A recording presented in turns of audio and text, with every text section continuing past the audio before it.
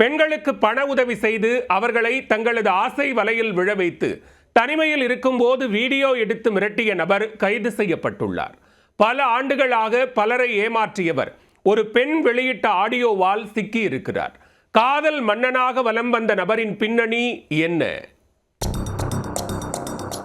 சேலத்தைச் சேர்ந்த பெண் ஒருவர் பாலியல் புகார் தெரிவித்து பேசிய ஆடியோ சமூக வலைதளத்தில் பரவி சேலம் பகுதிகளில் பரபரப்பை ஏற்படுத்தியது.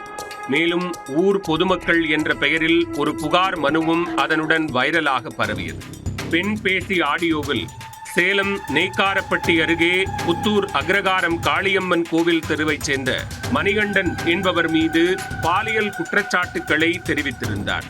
இந்த விவகாரம் தொடர்பாக சேலம் மாநகர காவல் ஆணையாளர் அனில்குமார் கிரி விசாரிக்கவும் உத்தரவிட்டார். பின்னர் கொண்டலாம்பட்டி போலீசார் மணிகண்டனை பிடித்து அவரது மொபைல் போனை பறிமுதல் செய்து ஆய்வு செய்தனர். அதில் பெண்களின் ஆபாச வீடியோ காட்சிகள் இருந்ததால் மணிகண்டனை கைது செய்தனர். இந்த சம்பவம் தொடர்பாக காவல்துறையினர் வெளியிட்டுள்ள செய்திக்குறிப்பில் பல தகவல்கள் தெரிவிக்கப்பட்டுள்ளன. சேலம் பட்டைக்கோவில் பகுதியைச் சேர்ந்த பெண் சமூக வலைதளத்தில் ஆடியோ ஒன்றை வெளியிட்டிருக்கிறார்.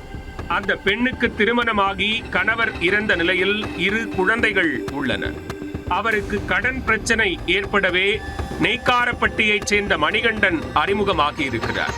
அந்த பெண்ணுக்கு நிதி நிறுவனத்தில் கடனாக பணமும் பெற்று தந்துள்ளார்.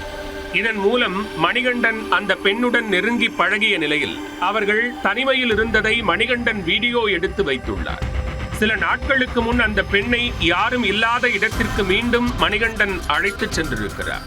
அப்போது மணிகண்டனின் செல்போனை அந்த பெண் எடுத்து பார்த்தபோது ஏராளமான பெண்களுடன் மணிகண்டன் தனிமையில் இருக்கும் ஆபாச வீடியோக்கள் இருந்துள்ளன.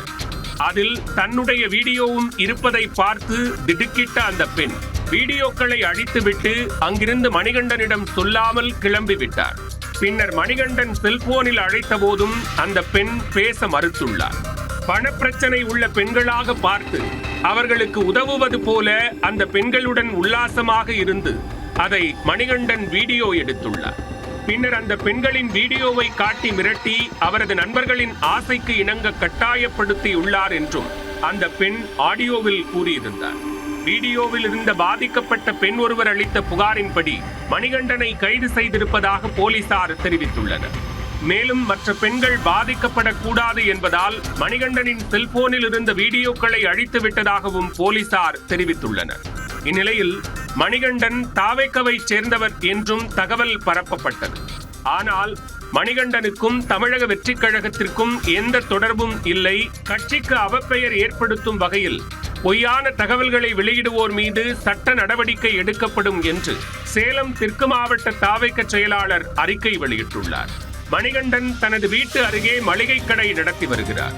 இவர் தமிழக அரசால் தடை செய்யப்பட்ட குட்கா, ஹான்ஸ் உள்ளிட்ட புகையிலை பொருட்களை விற்றதால் ஏற்கனவே அம்மாப்பேட்டை, கொண்டலாம்பட்டி, அன்னதானப்பட்டி உள்ளிட்ட பல்வேறு காவல் நிலையங்களில் வழக்குகள் பதிவாகி இருப்பதும் தெரிய வந்துள்ளன.